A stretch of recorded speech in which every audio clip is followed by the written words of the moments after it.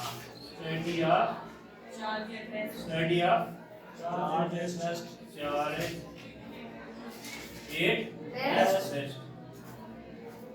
ठीक है, तो करंट क्या होता है? What is current? करंट क्या होता है? What is current? करंट होता है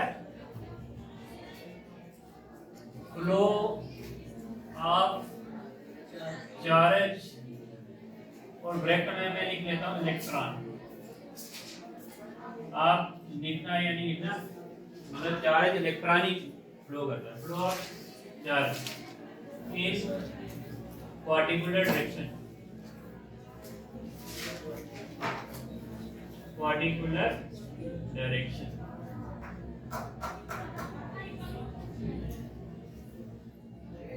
ये है करंट, ये है इलेक्ट्रोस्टैटिक। इलेक्ट्रोस्टैटिक होता है study of charge at rest. Current क्या होता है? Flow of charge in particular direction. ठीक है, करंट में क्या करना है हमने? चार्ज को ही पढ़ना है। इसमें भी चार्ज को पढ़ना है, इसमें भी चार्ज को पढ़ना है दोनों चार्ज। लेकिन इसमें चार्ज क्या है? एट रेस्ट है। इसमें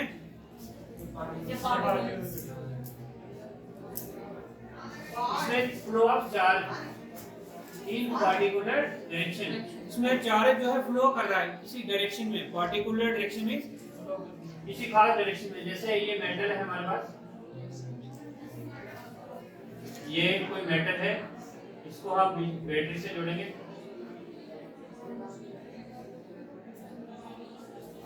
तो इसके बीच में जो फ्री इलेक्ट्रॉन हो गए, मेटल्स में फ्री इलेक्ट्रॉन होते हैं, वो मोशन में आ जाएंगे। ठीक है, फ्री इलेक्ट्रॉन जो है वो मोशन में आ जाएंगे। इसमें क्या हो जाएगा? यहाँ से इलेक्ट्रॉन दो में ऐसे चलना शुरू हो जाएगा, तो इलेक्ट्रॉन चलना शुरू हो जाएंगे। वो क्या हो जाएगा? Current electricity. जो वायर्स होती है उसमें क्या फ्लो करता है? जैसे बिजली की वायर्स है यहाँ पे, उनमें क्या फ्लो करता है? करंट में क्या होता है? फ्लो क्या करता है? चार्ज में कौन सा चार्ज? चार्ज दो पार्टिकल्स पे होता है। कौन कौन से? इलेक्ट्रॉन और neutron. Means no charge. N for neutron. Neutrons means no charge, neutral होते हैं वो।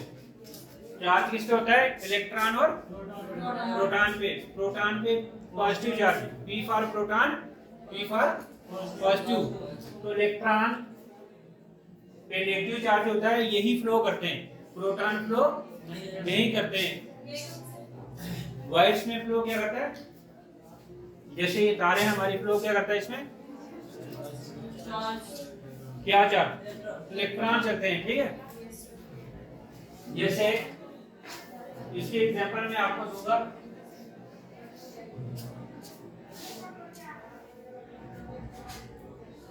Thermodynamic, thermostatic.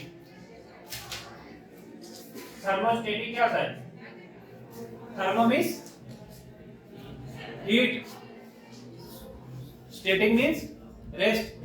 जैसे इलेक्ट्रोस्टैटिक हो गया, charge at rest, study of charge at rest. Thermostatic में पढ़ेंगे study of heat at rest. तो इस तरफ क्या हो जाएगा? हीट को मोशन में स्टडी करना है। कि यूनिट का नाम क्या होगा? थर्मोडायनामिक। डायनामिक का मतलब होता है मोशन। ठीक है, समझ लो नहीं? मींस के इसमें मोशन में चलेगा। मोशन किसका है? इलेक्ट्रॉन का मोशन है। इसमें थर्मोस्टैटिक मतलब हीट को रेस्ट पे पड़ता है। या इसको ऐसे समझ लो, जैसे हमारे पास एक बकेट है, बकेट है, बकेट में पानी रखा हुआ रेस्ट में, कोई हिल नहीं रहा है। यहाँ पे वाटर पाइप से, वाटर पाइप, इसमें क्या फ्लो कर रहा है? वाटर पाइप में क्या फ्लो करता है? पानी चलता है भाई, और कुछ नहीं चलेगा। इसी तरह जो करंट होगा उसमें क्या फ्लो करेगा? इलेक्ट्रॉन। करंट में क्या चलते हैं? इलेक्ट्रॉन। करंट में जो है इलेक्ट्रॉन मोशन में होंगे, इलेक्ट्रोस्टैटिक में इलेक्ट्रॉन रेस्ट में होंगे, बैठे हुए होंगे, हिलेंगे नहीं। ठीक है, वो हम थोड़ा डिटेल में पढ़ेंगे। है कि?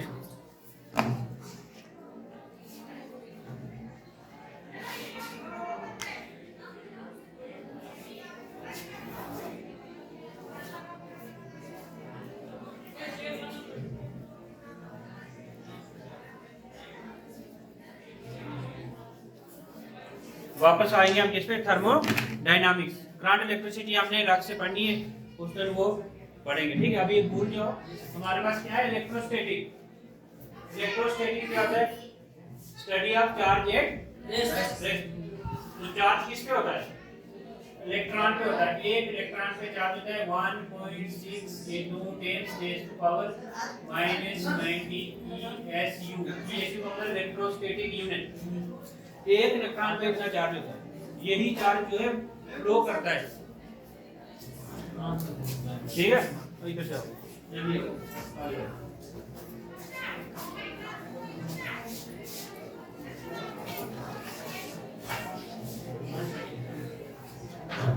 ये चार्ज जो है फ्लो करता है किसमें? वायर में। उसी को हम इलेक्ट्रिसिटी बोलते हैं। लेकिन यहाँ पे हमने रेस्ट में पढ़ना है, इलेक्ट्रोस्टैटिक में कोई मोशन नहीं है। ठीक है, व्हाट इज चार्ज? वो कल हम पढ़ चुके हैं। चार्ज क्या होता है? What is charge?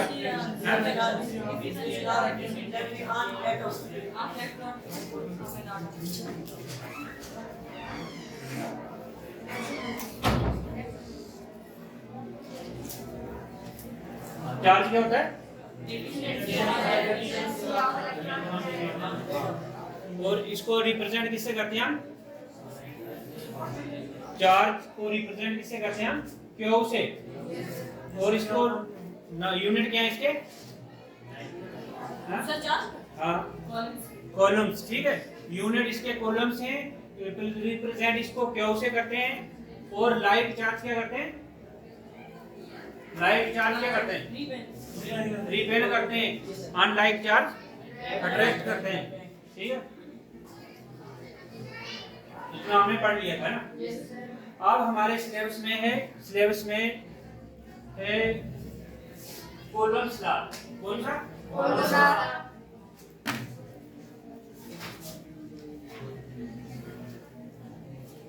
Coulomb's law. ये कूलम्ब्स एक साइंटिस्ट का नाम है, उसने एक लॉ बनाया है। कूलम्ब्स उसी के नाम से चार्ज का यूनिट है, कूलम्ब्स। ठीक है, Coulomb's law.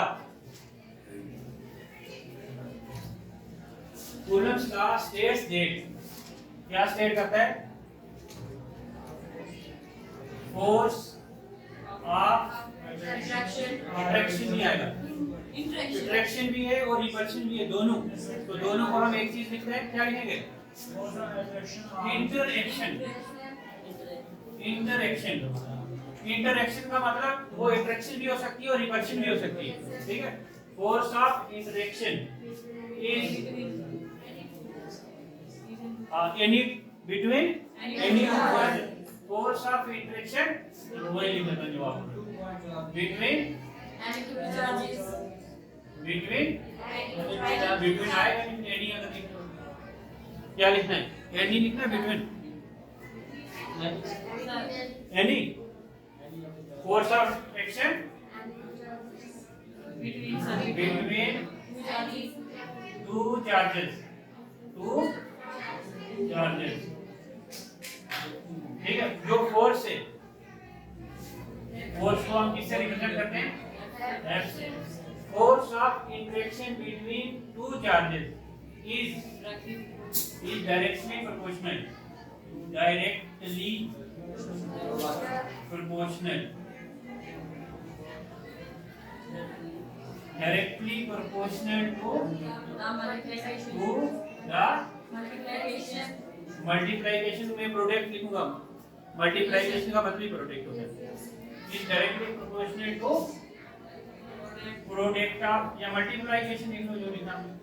Is directly proportional to the product. Product होता है मल्टीप्लाई करना। Is directly proportional to the product of charges, दो चार्जेस की बात होती है, एंड इनवर्सली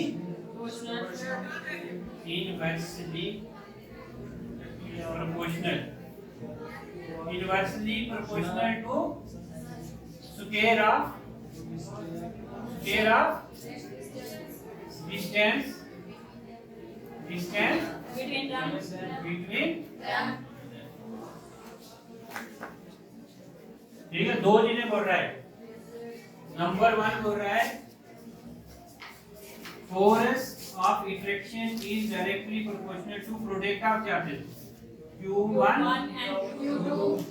ठीक है, और फिर क्या बोल रहा है, सेकंड में बोल रहा है force is inversely proportional to square of distance। जो इनवर्सली प्रोपोर्शनल होता है हम उसको नीचे करके लिखते हैं, जो डायरेक्टली प्रोपोर्शनल होता है उसको हम सीधा लिखते हैं। ठीक है, यहाँ पे लिखते हैं हम late Q1 and Q2 are two charges separated by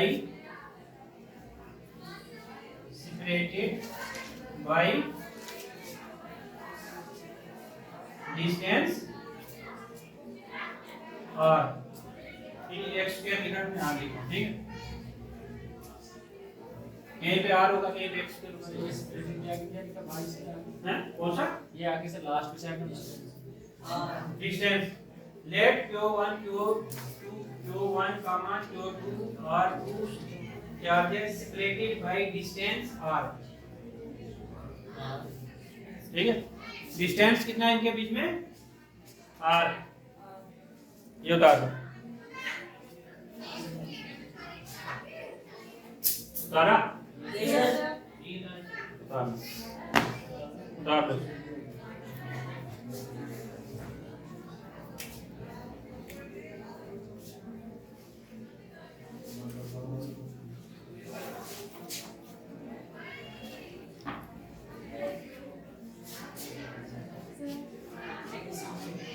दोबारा से लिखना, दोबारा से लिखना है।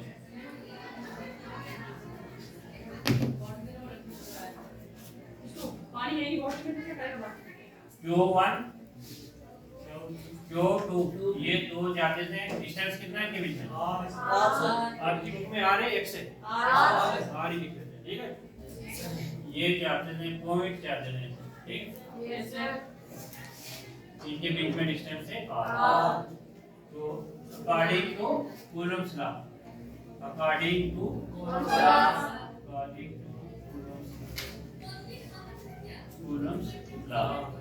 कूलम्ब्स लॉ क्या बोल रहा है, एक बोल रहा है force is directly proportional to product of charges Q1 into Q2, और दूसरी बात क्या बोल रहा है, force is inversely proportional to square of distance। उनके बीच में डिस्टेंस आ रहे, कंबाइनिंग बोथ, दोनों को हम कंबाइन करेंगे, combining first and second, force is directly proportional to Q1 Q2 upon r square। ठीक है, ये बोल रहा है कूलम्ब्स लॉ।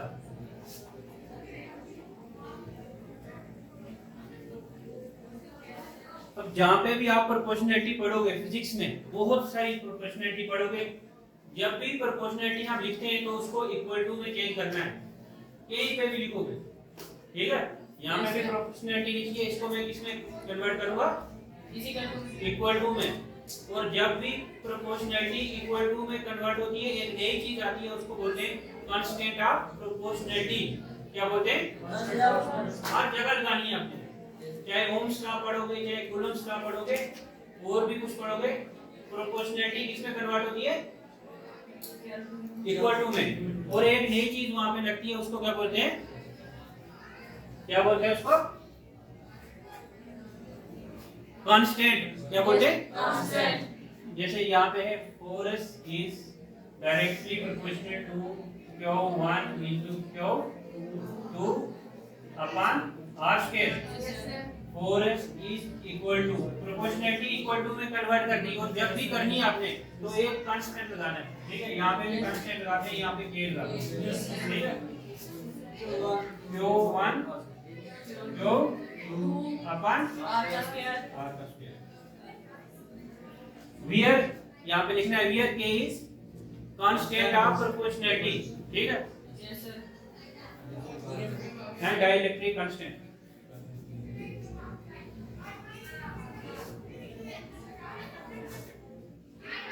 अभी उतारना नहीं, रुको उतारना नहीं, अभी थोड़ा समझने की कोशिश करो फिर। ये जो लिखा हुआ है ना, force is directly proportional to Q1 into Q2, means के जो फोर्स है, चाहे वो खींचने वाली है, अट्रैक्शन वाली है या रिपल्शन वाली है, उससे हमें कोई लेना देना नहीं। उसका मैग्नीट्यूड मतलब कितने जोर से वो खींचेगी, वो किस पे डिपेंड करता है, Q1 और Q2 पे। अगर Q1 बड़ा होगा तो फोर्स क्या होगी, डायरेक्टली प्रोपोर्शनल का मतलब है ये क्वांटिटी अगर हम बढ़ाएंगे ये भी बढ़ेगी। इनवर्सली का मतलब होता है अगर ये बढ़ाएंगे तो ये कम होगी, उल्टा रिलेशन है इनका। इसका डायरेक्टली रिलेशन है, मतलब सीधा रिलेशन है, अगर एक बढ़ेगी इनमें से तो इसने भी बढ़ना है, ठीक है। ये इनवर्सली का मतलब है अगर ये बढ़ेगी तो ये कम हो जाएगी। वो कैसे होगी देखो, अगर Q1 एक चार्ज है, मैं चार्ज को और बड़ा कर दूं, बड़ा चार्ज कर दूं, तो अट्रैक्शन क्या होगी, इसके बीच में जो फोर्स है वो बढ़ेगी कम होगी। चार्ज अगर मैं बड़ा कर रहा हूँ, ठीक है, 1 यूनिट चार्ज है वो अट्रैक्ट कर रहा है, 2 यूनिट करें तो वो डबल अट्रैक्ट करेगा। मींस के जितना या ये चार्ज बढ़ाएं या ये चार्ज बढ़ाएं तो फोर्स ऑफ अट्रैक्शन क्या होगी, बढ़ेगी। वही उसका कहने का मतलब है डायरेक्टली प्रोपोर्शनल टू। थोड़ी टेक्निकल है, सेमी टेक्निकल लैंग्वेज है। डायरेक्टली प्रोपोर्शनल का मतलब है कि अगर आप चार्ज को बढ़ाएंगे तो फोर्स भी बढ़ जाएगी, ठीक है। इनवर्सली प्रोपोर्शनल का मतलब है कि ये डिस्टेंस अगर मैं बढ़ा लूं, जैसे एक चार्ज इधर है एक इधर है, आप मैं ये चार्ज यहाँ पे दूसरे को उठा के यहाँ पे लाऊंगा, फोर्स बढ़ेगी कम होगी, ठीक है। अगर इस चार्ज को मैं और दूर ले जाऊं, फोर्स उतनी ही जितने दूर ले जाऊंगा फोर्स क्या होती जाएगी। उसी को कहने का मतलब है दूसरी भाषा में, force is inversely proportional to inversely का मतलब है कि अगर एक क्वांटिटी बढ़ेगी तो दूसरी कम हो जाएगी, ठीक है। ये है कूलम्ब्स लॉ, वेरी सिंपल है। फोर्स के बारे में, फोर्स होता है